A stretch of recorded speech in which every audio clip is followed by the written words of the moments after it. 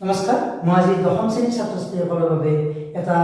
বিজ্ঞানৰ যিটো আমাৰ প্ৰথম পাঠ আছে সেইটো মই আজি গোটেই অনুশীলনটো আলোচনা কৰিম আৰু ইয়াৰ আগতে মই ইয়াৰ ওপৰত দুটা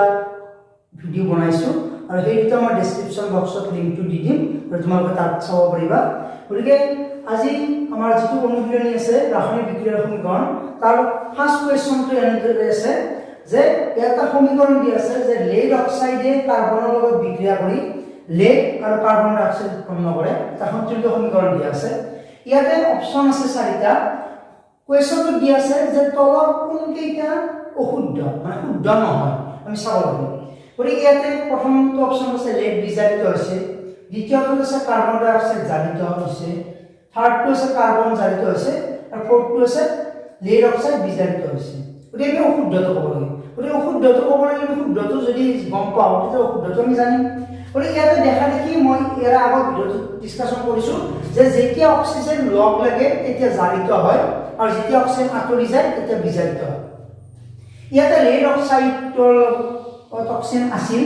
ইয়াতে অক্সিজেন আঁতৰি গৈছিল, গতিকে ইয়াতে লেড অক্সাইড কি হৈছে বিজাৰিত হৈছে। গতিকে প্ৰথম আমি শুদ্ধ পালোঁ যে লেড অক্সাইড বিজাৰিত হ'ব। কোনটো শুদ্ধ হ'ব? লাষ্টৰটো শুদ্ধ আছে প্ৰথম কথা হ'ল। দ্বিতীয়তে কাৰ্বন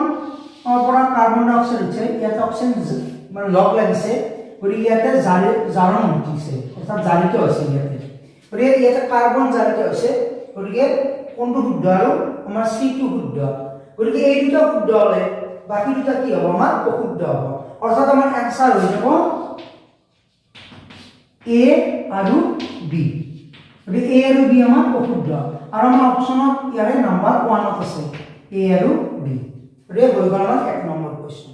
এতিয়া সেকেন্ড নম্বৰ কুৱেশ্যনটো আহিছো। সেকেন্ড নম্বৰ কুৱেশ্যনটোত এটা আমাৰ ইকুৱেশ্যন দি আছে সমীকৰণ এটা। গতিকে iron oxide plus aluminium implies aluminium oxide plus iron. এতিয়া কুৱেশ্যনটো সুধিছে এইটো তলৰ কোনটো বিক্ৰিয়াৰ উদাহৰণ। গতিকে এটা প্ৰথমে আছে সংযোজন, দ্বিতীয়টো দ্বি অপহৰণ, তৃতীয় বিযোজন আৰু চতুৰ্থ আছে অপহৰণ বিক্ৰিয়া। গতিকে মই আগৰ ভিডিঅ'তে এই বিক্ৰিয়াৰ এক্সাম্পলবিলাক দিছোঁ আৰু ইয়াৰে ডিটেইলছ মই কৈছোঁ। গতিকে তোমালোকক এতিয়া মই গোটেইটো নকওঁ। ইয়াতে এইটো দেখিছোঁ আমি যে এলুমিনিয়াম সক্ৰিয় ধাতু, ইয়াতে আইৰণ এটা কম সক্ৰিয় ধাতু। গতিকে এলুমিনিয়ামে ইয়াৰ পৰা আইৰণটো কি কৰিছে? অপসাৰিত কৰিছে। গতিকে এইটো আমাৰ এনসাৰ হৈ যাব অপহৰণ বিক্ৰিয়া। গতিকে এনসাৰ হ'ব আমাৰ ডি। গতিকে নেক্সট আমি থাৰ্ড নম্বৰ লৈ আহিছোঁ। আমাৰ থাৰ্ড নম্বৰ কুৱেশ্যনটো আছে এনেকুৱা যে লঘু হাইড্ৰক্লৰিক এচিডৰ লগত লৌৰ গুৰি বিক্ৰিয়া কৰিলে কি উৎপন্ন হ'ব। গতিকে আমি ইয়াতে চাওঁ যদি যে লঘু হাইড্ৰক্লৰিক এচিড আমাৰ সংকেত হ'ব HCl আৰু লৌৰ গুৰি অৰ্থাৎ লৌ মানে হৈছে আইৰণ Fe। গতিকে এই দুটা বিক্ৰিয়া কৰিলে আমি কি দেখা পাম যে Fe ক্লৰিনৰ কি কৰিব? গ্ৰহণ কৰিব আৰু হাইড্ৰজেন অপসাৰিত কৰিব। অৰ্থাৎ ইয়াত হ'ব iron chloride plus hydrogen gas. আৰু যদি আমি ইয়াতে যদি অপচন চাৰিটা চাওঁ আমাৰ তেতিয়াহ'লে যিটো ফাৰ্ষ্ট অপচন আছিল আমাৰ কি আছিল? Hydrogen gas plus iron chloride. গতিকে এইটো দিয়া আছে আমাৰ এনসাৰত। গতিকে আমাৰ ফাৰ্ষ্ট এনসাৰটোৱে হৈ যাব আমাৰ শুদ্ধ এনসাৰ। গতিকে আমাৰ এনসাৰ হৈ যাব এ। গতিকে আমি গম পালোঁ এতিয়া যে হাইড্ৰক্লৰিক এচিডে আইৰণ বা লৌৰ গুৰিৰ লগত বিক্ৰিয়া কৰি আইৰণ ক্লৰাইড আৰু হাইড্ৰজেন গেছ উৎপন্ন কৰে। ইয়াৰে প্ৰথম আমাৰ যিটো অপচন আছিল সেই অপচনটোৱে শুদ্ধ হ'ব। ইয়াৰ এই আমাৰ এই তিনিটা আছিল আমাৰ MCQ। ইয়াৰ পিছত আমাৰ কুৱেশ্যন আছে। গতিকে আমি নেক্সটলৈ গৈছোঁ। তোমালোকৰ 4th নম্বৰ কুৱেশ্যনটো আছে যে সন্তুলিত ৰাসায়নিক সমীকৰণ কাক বোলে আৰু আমি ৰাসায়নিক সমীকৰণ কিয় সন্তুলিত কৰিব লাগে। গতিকে ইয়াৰ আগতে মই ভিডিঅ'ত আলোচনা কৰিছোঁ, তথাপিও মই আৰু এবাৰ কৰিছোঁ যে যিবিলাক সমীকৰণত বিক্ৰিয়ক আৰু বিক্ৰিয়াজাত পদাৰ্থৰ ভৰ সমান হয় তাক সন্তুলিত ৰাসায়নিক সমীকৰণ বোলে। আৰু তাৰ এক্সাম্পল মই ইয়াতে দি দিছোঁ যে কাৰ্বন প্লাছ অক্সিজেন কাৰ্বন ডাই অক্সাইড, ইয়াতে বিক্ৰিয়ক আৰু বিক্ৰিয়াজাত পদাৰ্থৰ ভৰ ইকুৱেল আছে। সিমিলাৰলি H2 প্লাছ O2 H2O ইয়াতে সন্তুলিত হোৱা নাছিল, কিন্তু মই ইয়াতে সন্তুলিত কৰি দিছোঁ। ইয়াতে হাইড্ৰজেন 4টা হ'ল, ইয়াতে 4টা, অক্সিজেন 2টা, ইয়াতে 2 × 1 2টা হ'ব। গতিকে বিক্ৰিয়ক আৰু বিক্ৰিয়াজাত যিটো পদাৰ্থ তাৰ ভৰটো যদি সমান থাকে তাক কোৱা হয় সন্তুলিত ৰাসায়নিক সমীকৰণ। আৰু আমি ৰাসায়নিক সমীকৰণ কিয় সন্তুলিত কৰিব লাগে ইয়াৰ বাবে আমাৰ এটা ভৰৰ নিত্যতা বিধি আছে যে ভৰৰ নিত্যতা বিধি মতে ৰাসায়নিক বিক্ৰিয়াত কোনো ভৰৰ সৃষ্টিও নহয় বিনাশো নহয় সেইবাবে আমি ৰাসায়নিক সমীকৰণসমূহ সন্তুলিত কৰিব লাগে এতিয়া মই তোমালোকক 5 6 7 8 এই নাম্বাৰ কেইটা যেটো সন্তুলিত ৰাসায়নিক সমীকৰণ তোমাক কৰিব দিছে সেইকেইটা মই এই ভিডিওটোত নিদিও কাৰণ ইয়াৰ আগৰ ভিডিওটোত মই ইয়াৰ ডিটেইলছ আলোচনা কৰিছো গতিকে তোমালোকক ডেসক্ৰিপচন বক্সত দি দিম তোমালোকে তাৰ পৰা চাব পাৰিবা এতিয়া মই আহিছো নেক্সট 9 নম্বৰলৈ কোৱেশ্চন নম্বৰ 9 ত আছে যে তাপবৰ্জি আৰু তাপগ্ৰাহী বিক্ৰিয়া কাক বোলে উদাহৰণ হ আমি দিব লাগে বলে তাপবৰ্জি বিক্ৰিয়া আছে যে যি বিক্ৰিয়া তাপ উৎপন্ন হয় তাক তাপবৰ্জি বিক্ৰিয়া বোলে আৰু তাপগ্ৰাহী হৈছে যে যি বিক্ৰিয়া তাপ শোষিত হয় বা শোষণ হয় তাক তাপগ্ৰাহী বিক্ৰিয়া বোলে আৰু তাপবৰ্জি বিক্ৰিয়া তোমাক এক্সাম্পল দিব পাৰিবা আমাৰ শ্বসনৰ যেটো বিক্ৰিয়া আছে যে গ্লুকোজ অক্সিজেন প্লাস পানী এই তিনটা লগ লাগি আমাৰ কাৰ্বন ডাই অক্সাইড পানী প্লাস তাপ বা আমি পাৱাৰ এনাৰ্জি শক্তি উদ্ভৱ হয় এটো আমাৰ হৈছে তাপবৰ্জিৰ এক্সাম্পল তোমালোকে দিব পাৰিবা আৰু তাৰ পিছত আছে তাপগ্ৰাহী যে যি বিক্ৰিয়া তাপ শোষণ হয় তাক তাপগ্ৰাহী বিক্ৰিয়া বোলে তোমালোকে এক্সাম্পল দিব পাৰিবা যেটো ক্যালসিয়াম কাৰ্বনেট অৰ্থাৎ চুনশিলক যদি আমি তাপ দিও তেতিয়াহলে ক্যালসিয়াম অক্সাইড অৰ্থাৎ পুৰা চুন আৰু লগতে কাৰ্বন ডাই অক্সাইড উৎপন্ন হয় আৰু এইটো হ'ব আমাৰ 9 নম্বৰ কোৱেশ্চন আনসাৰ এবাৰ আহিছো 10 নম্বৰলৈ কোৱেশ্চন নম্বৰ 10 ত আছে যে আমাৰ শ্বসনক কিয় তাপবৰ্জি বিক্ৰিয়া বুলি কোৱা হয় হেতু আমাৰ আনসাৰটো মই অলৰেডি ইয়াৰ আগৰ কোৱেশ্চনটো অলৰেডি দিলোৱে যে শ্বসন যেটো বিক্ৰিয়া আছে তাতে আমাৰ গ্লুকোজ যেটো অণু আছে C6H12O6 তাৰ জাৰণ ঘটে আৰু জাৰণ ঘটি কাৰ্বন ডাই অক্সাইড পানী লগতে তাপ শক্তি উৎপন্ন হয় আৰু যি বিক্ৰিয়া তাপ উৎপন্ন হয় তাকে তাপবৰ্জি বিক্ৰিয়া বুলি কোৱা হয় গতিকে ইয়াত তাপ উৎপন্ন হয় কাৰণে ইয়াত তাপবৰ্জি বিক্ৰিয়া বুলি কোৱা হয় গতিকে ইয়াতে এক্সাম্পল হয় দি দিছো তোমালোকক এই বিক্ৰিয়াটো তোমালোকে লিখিব পাৰিবা লগতে যে শ্বসনত গ্লুকোজ অণু জাৰিত হৈছে যাতে কাৰ্বন ডাই অক্সাইড পানী লগত তাপ উৎপন্ন হৈছে আৰু তাপ উৎপন্ন হোৱা বাবে তাক তাপবৰ্জি বিক্ৰিয়া বুলি কোৱা হয় এবাৰ নেক্সট আমি আহিছো 11 নম্বৰ কোৱেশ্চনটোত আছে যে বিযোজন বিক্ৰিয়া কিয় সংযোজন বিক্ৰিয়াৰ বিপৰীত বোলা হয় তাৰ উদাহৰণ ব্যাখ্যা কৰিব দিছে যে আমি জানো বিযোজন বিক্ৰিয়াত এটা বিক্ৰিয়ক পদাৰ্থ ভাঙি দুটা বা তাতকৈ অধিক আমি বিক্ৰিয়াযুক্ত পদাৰ্থ পাওঁ আনহাতে সংযোজন বিক্ৰিয়াত দুটা বা তাতকৈ অধিক বিক্ৰিয়ক লগ লাগি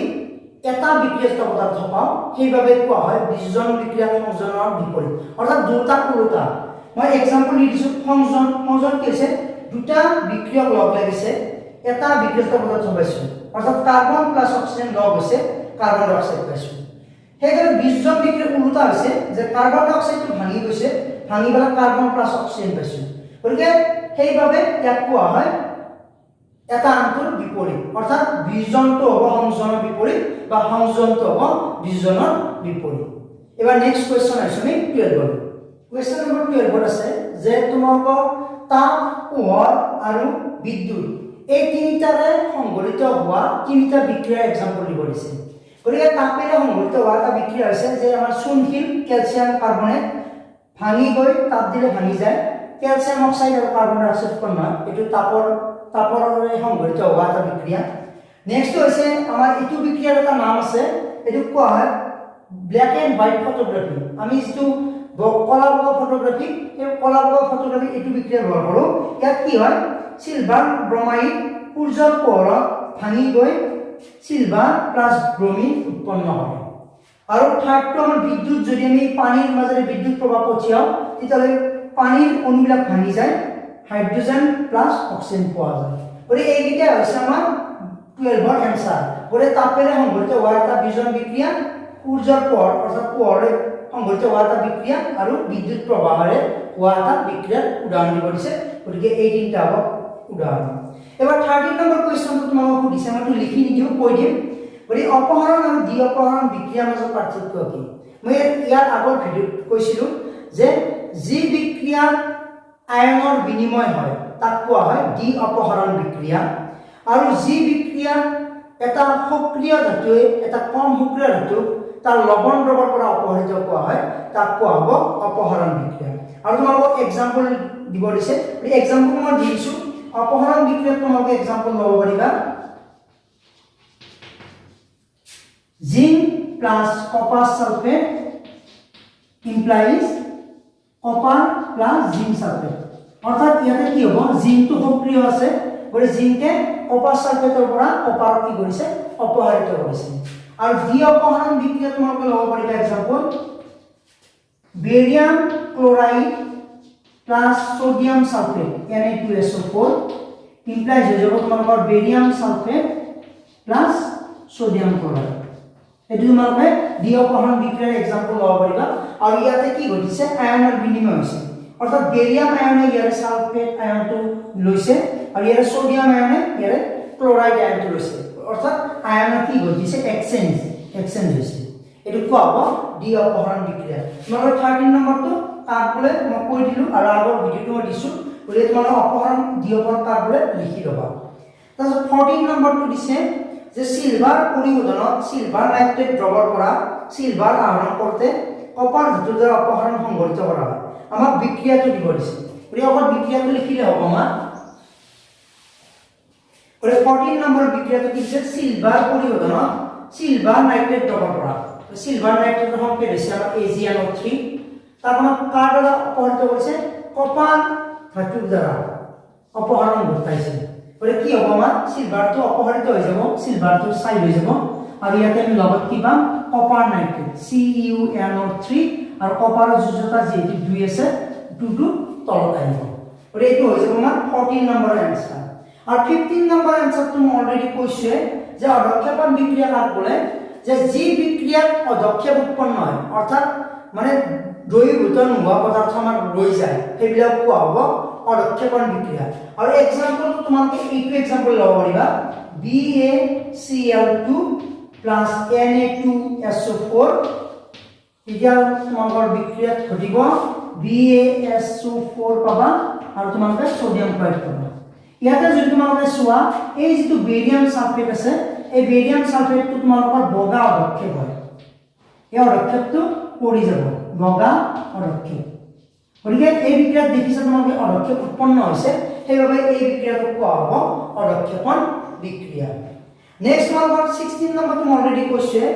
যে জাৰণ আৰু বিজাৰণ আমাক সুধিছে যে যি বিক্ৰিয়াত অক্সিজেন লগ লাগে তাক জাৰণ বুলি কোৱা হয় আৰু যি বিক্ৰিয়াত অক্সিজেন আঁতৰি যায় তাক বিজাৰণ বুলি কোৱা হয় আৰু তাৰ এক্সাম্পল মই দিব পাৰো 16ৰ এৰ এক্সাম্পল হ'ব তোমাৰ C+O2 CO2 ইয়াত অক্সিজেন লগ হৈছে আৰু বিজাৰণ বুলি ক'লে উল্টাটো কৰি দিবা CO2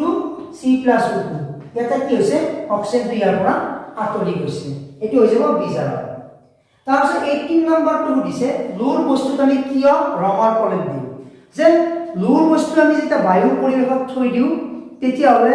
তাত অক্সিজেনে হওক বা পানী হওক বা অন্য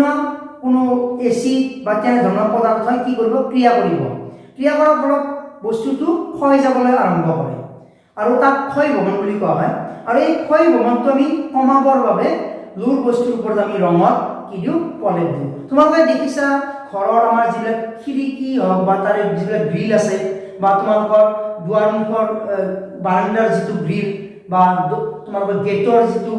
গ্ৰিল থাকে সেইবিলাক আমি কালাৰ কৰোঁ আৰু এই কালাৰ কৰাৰ উদ্দেশ্য হৈছে যাতে আমাৰ সেই লোৰ যিবিলাক টুকুৰা আছে সেইবিলাক যাতে ক্ষয় নাযায় এইটো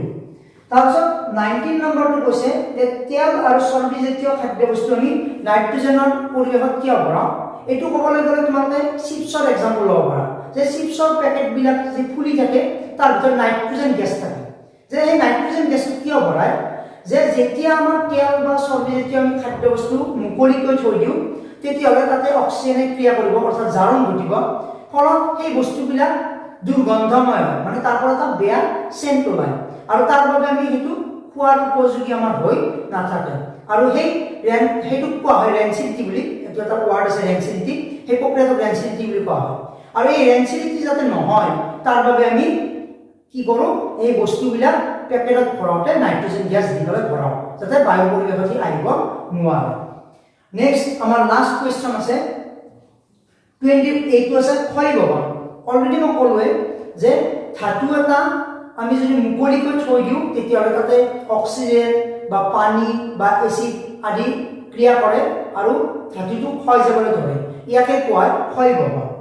তাৰপিছত বিটো কৈছে চৰ্বিৰ গ্ৰহণতা এইমাত্ৰ যিটো মই ৱাৰ্ড ক'লো ৰেঞ্চিডিটি সেই ৰেঞ্চিডিটিৰে আমি অসমীয়াত কওঁতা চৰ্বি দুৰ্গন্ধিতা অৰ্থাৎ যেতিয়া চৰ্বি বা তেল জাতীয় খাদ্যবস্তু আমি মুকলিকৈ থৈ দিওঁ তাতে অক্সিজেনে ক্ৰিয়া কৰে ফলত জাৰণ ঘটে ঘটি পেলাই সেই বস্তুটো দুৰ্গন্ধময় হয় বা তাৰ পৰা দুৰ্গন্ধ ওলায় আৰু এই প্ৰক্ৰিয়াটো কোৱা হয় চৰ্বি দুৰ্গন্ধিতা বা ৰেঞ্চিডিটি আৰু এক্সাম্পল হয় আমি ক'ব পাৰোঁ যে চিপছৰ পেকেটত এই ৰেঞ্চিডিটি নোহোৱাৰ বাবে আমি নাইট্ৰজেন গেছ ভৰাই পেলাই তাক পেকেটিং কৰোঁ গতিকে তোমালোকৰ অনুশীলনী যিকেইটা কুৱেশ্যন আছে সেই আটাইবোৰ মই কুৱেশ্যন তোমালোকক আজি এই ভিডিঅ'টোত আলোচনা কৰিছোঁ যদি তোমালোকে এই ভিডিঅ'টো ভাল পাইছা তেন্তে লাইক শ্বেয়াৰ কমেণ্ট কৰিবা আৰু মোৰ চেনেলটো আগলৈকো চাবলৈ তোমালোকে মোৰ চেনেলটো ছাবস্ক্ৰাইব কৰিবলৈ নাপাহৰিবা আজিলৈ মই ভিডিঅ'টি ইমানতে এৰিছোঁ নমস্কাৰ